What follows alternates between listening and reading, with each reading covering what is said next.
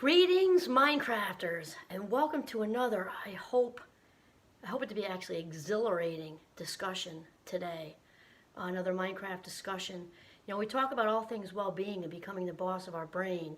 And when we talk about all things well-being, we also have to talk about what can get in the way of our well-being. So we're going to talk about a big one today. So my name is Kimberly Quinn, and today we're going to entertain a discussion on when is a child not a child. And I have to tell you how excited, if you can't tell my enthusiasm, I've actually been waiting for this for our in-between semester break so I can give it my full attention.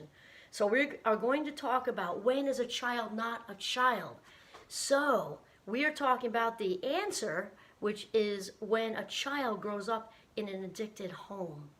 And so this is going to be one of, I'm not going to guess 7, let's just say a week. So we're going to talk about adult children of alcoholics and why we do the things we do.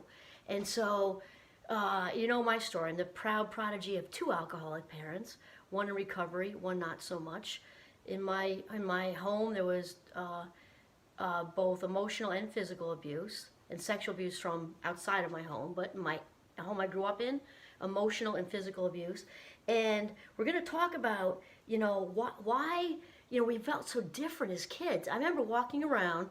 I'm going to leave the ADHD aside till later because there's overlap. Walking around just feeling so different from the other kids. I mean, before I had a way to put language on it or anything, I just felt like there were all the other kids at school and in the neighborhood and me. And I didn't know why. I also didn't know what normal was. I didn't, you know, think about little kids. They're in their own little bubble at home, you know, especially when you're, you know, in elementary school. All you really, you know, we're very sheltered in elementary school as far as what we're exposed to. You know, we see our own parents and siblings and maybe grandma, maybe a friend right next to us or something, but we only got this, so we think that's normal. We think that's normal. Also, we often grow up, and all these may not fit for all of you, but they're gonna, more than likely, if you grow up in an addicted home, you're gonna really have some enlightened moments here. We often take ourselves way too seriously, which leads into our difficulty having fun.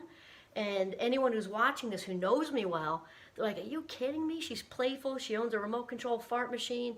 Yeah, I do. And I'm skiing and I'm playing with Giovanni the golden retriever. I had loads of fun with the kids and everything. That's because we'll get to that later too, because it's never too late to have a happy childhood. Though as a kid, it was tougher.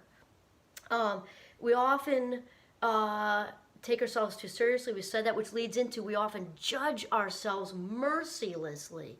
We ACOAs we can be so hard on ourselves, and that was my story for a decade and a half, maybe 2. I'm talking about like after 18, like deep. Let's just say deep into my 30s, even working on it, even while aware of it and working on it.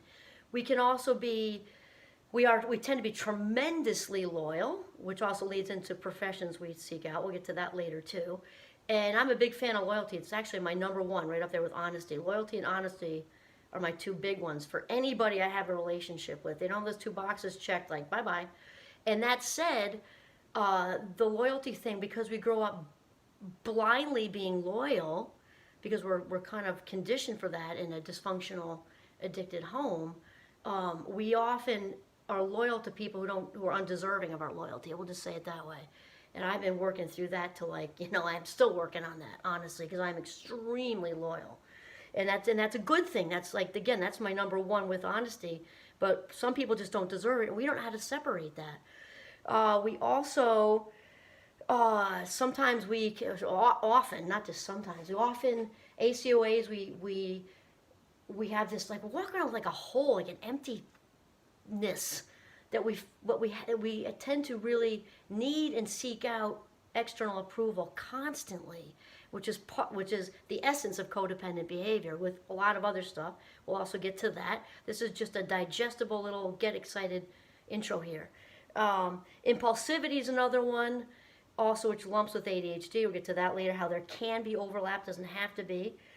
We talked about the loyalty. And then shame, the biggie, because shame is the foundation. If the rest of the addictive family is like, you know, the walls, the windows, the roof, the foundation is shame. Shame is just even stronger than Miracle-Gro. It's just, oh my gosh.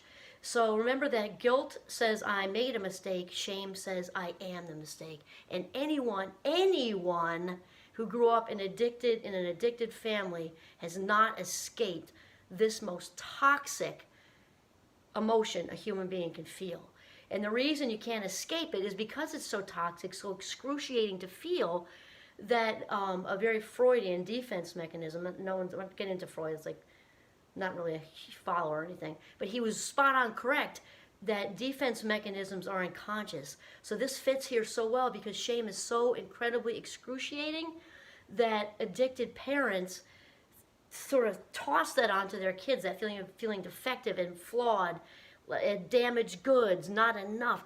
Just throw that at their kids like a hot potato without even knowing they're doing it. So we're going to get into all of this, and the plan here is to leave you in suspense. These will be digestible little segments because this is intense stuff. I'm going to plan for about a week, all different things. And also I want to do a big shout out to Janet Geringer-Woitzitz and Claudia Black, because I've been doing a ton of work on this stuff since I was like 18 at St. Mike's when I was in an ACOA group. And they were two pioneers in this field way back in the 80s. And so a lot of my knowledge base has some of the bricks are from both of these amazing women. So there you go. All right, so suspense, ACOAs, when is a child not a child? What is normal? Why am I seeking external approval? Why am I chasing down these unhealthy relationships? Come find out in the next series to follow. This is Kimberly Quinn signing off from Northern Vermont. Have a mindful day.